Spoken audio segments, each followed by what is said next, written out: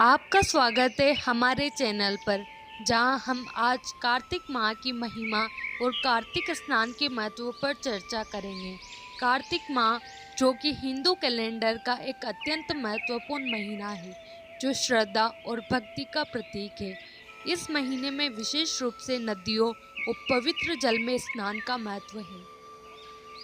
कार्तिक स्नान का प्रचलन न केवल धार्मिक आस्था का प्रतीक है, बल्कि यह स्वास्थ्य और मानसिक शांति के लिए भी लाभकारी माना जाता है।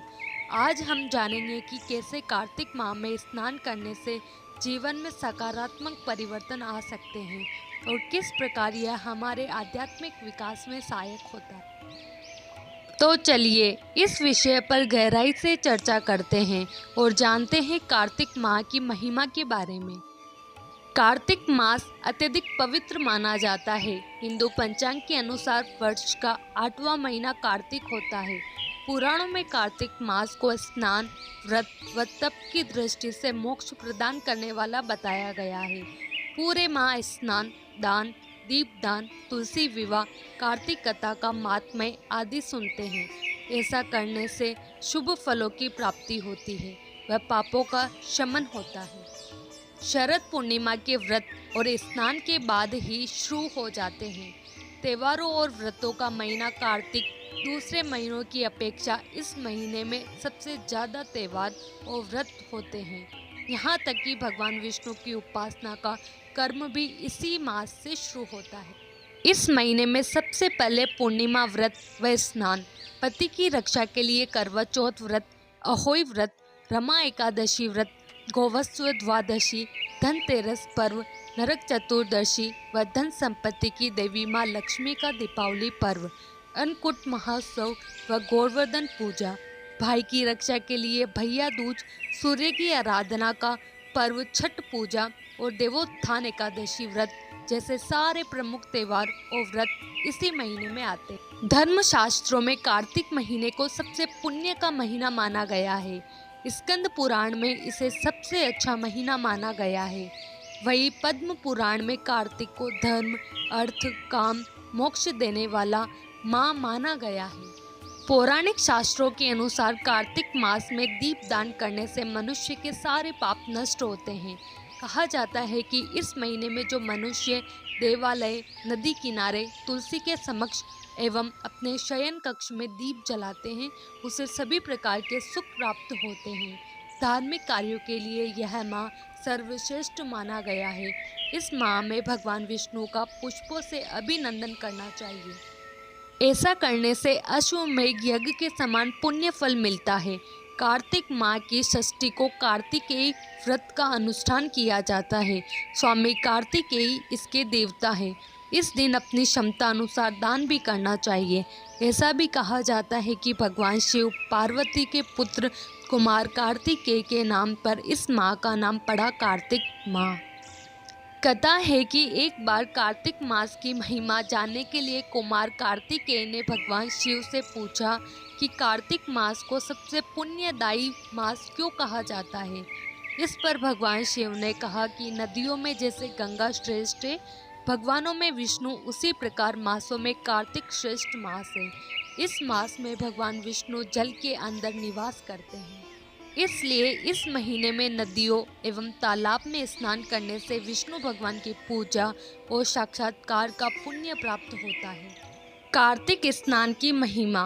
कार्तिक स्नान का एक अलग ही महत्व है। यह शारीरिक, मानसिक और धार्मिक रूप से महत्वपूर्ण है। कार्तिक स्नान शरद पूर्णिमा, आश्विन पूर्णिमा से शुरू होकर कार्तिक पूर्णिमा तक किए जाते हैं। शास्त्रों के अनुसार कार्तिक महीने में जो लोग भोर से पहले उठकर नदी, तालाब आदि में स्नान करके विष्णु जी की पूजा करते हैं, उन पर भगवान की असीम कृपा होती है। भगवान विष्णु कार्तिक मास में जल में निवास करते हैं।